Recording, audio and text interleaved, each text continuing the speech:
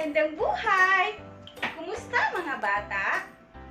Mabuti kung ganon. Ako nga pala si Ginang Sunayang Maruhong mula sa paaralan ng MSEPS ng South Malabang District, Dibisyon ng Lanao del Sur 2. Ako'y lubos na nasisiyahan dahil napagtagumpayan mo ang naunang aralin. Sa aralin ito, susukatin natin ang iyong kakayahan sa pakikinig. May mga gawain akong inihanda para sa inyo upang mahasa ang inyong kaalaman tungkol dito. Pagkatapos ng aralin na ito, ikaw ay inaasahang nakagagamit ng naunang kaalaman o karanasan sa pag-unawa ng napakinggang teksto. Handa na ba kayo mga bata? Mahusay! Subukin natin. Kilalanin ang mga taong tinutukoy sa bawat bilang batay sa iyong naunang kaalaman o karanasan sa pamilya. Piliin mula sa kahon ang tamang sagot at isulat ito sa sagutang papel. Ang mga pagpipiliang sagot ay ate, ama, ina, kuya, at bunso. Unang bilang. Masayahing bata si Lito. Ginagawa niya ang pagtulong sa kanyang ama ng may ngiti sa kanyang labi. Pangalawa, si Mar ay masunuring bata. Sinusunod niya ang mga payo at utos ng kanyang mga magulang at nakakatandang kapatid. Pangatlo, si Mara ay masipag na bata. Tumutulong siya sa mga gawaing bahay tulad ng pagluluto, paglalaba at pag-aalaga ng bunsong kapatid. Pang-apat, si Mang Lino ang haligi ng tahanan. Naghahanap buhay siya upang mabigyan ng magandang buhay ang kanyang pamilya.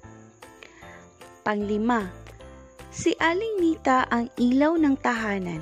Siya ay nangangasiwa sa mga gawain upang maging maayos at makakaintindihan ang buong pamilya. At narito ang mga sagot sa bawat bilang. Mahusay mga bata! Ngayon naman, ating tuklasin. Tandaan, makinig mabuti. Ang pamagat ng teksto ay ang pamilyang nagkakaisa. Sinulat ni Helen A. Bustamante. Masaya ang aming pamilya. Araw-araw, ipinaparamdam ni nanay at tatay ang pagmamahal nila sa aming magkakapatid. Tinuturuan nila kami ng magagandang asal, lalong-lalo na ang pananalig at pagmamahal sa Diyos. Sama-sama kaming nagsisimba at nagdarasal. Mahalin niyo ang Diyos at gawin ang mabuti sa kapwa. Iyan ang palaging bilin nila sa amin. Lumaki kaming may malasakit sa isa't isa. Nagtutulungan kami sa anumang gawain. Sa aming tahanan at anumang darating na problema. Kapag nahihirapan ako, nariyan palagi sina ate at kuya upang ako'y alalayan. Ang bawat problema ay aming nalalampasan dahil kami ay nagkakaisa at nananalig sa Poong may kapal. At ngayon naman, sagutin mo ang sumusunod na tanong ayon sa iyong napakinggang teksto. Isulat ang letra ng iyong sagot sa sagutang papel.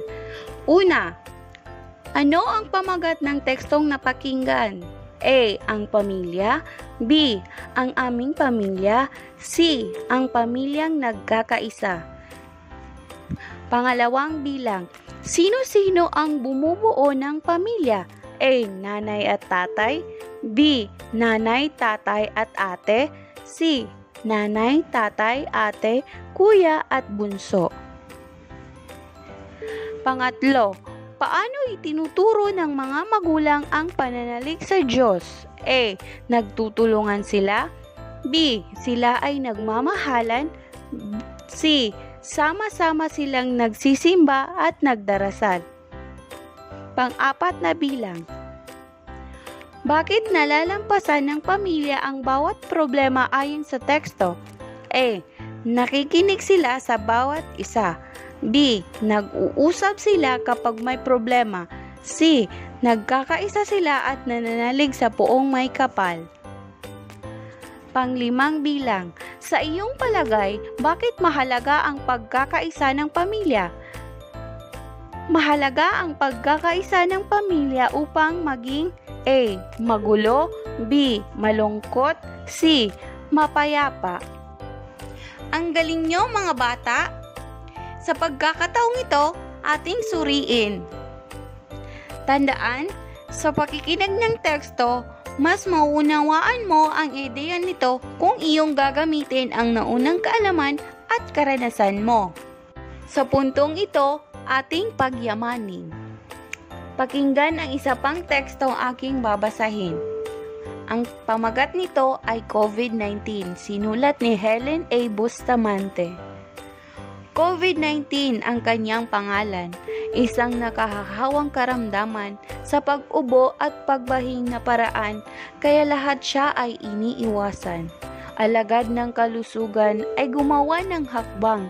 Pagpapanatili sa loob ng bahay ay ipinaalam upang mga tao'y ligtas at hindi mahawahan.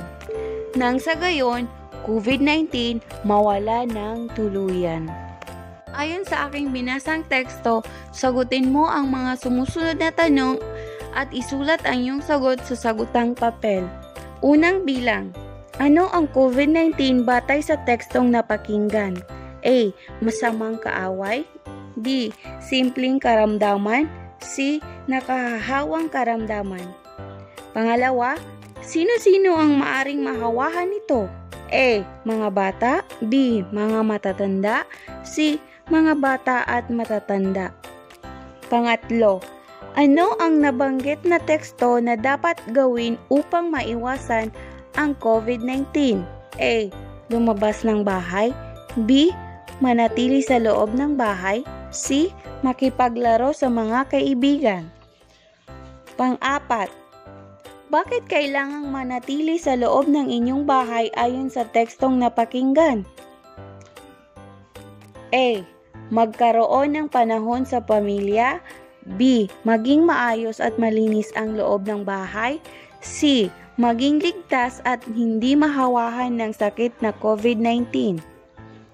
Panglima, sa palagay mo, ano pa ang maaaring gawin upang maiwasan ang COVID-19?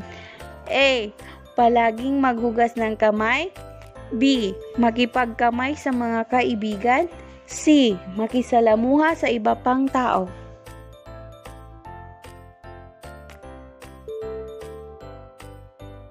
Mga bata, laging isaisip na upang mas madali mong maunawaan ang tekstong iyong napakinggan, gamitin ang mga naunang kaalaman at karanasan. At dyan nagtatapos ang ating aralin ngayong araw. Hanggang sa muli, paalam!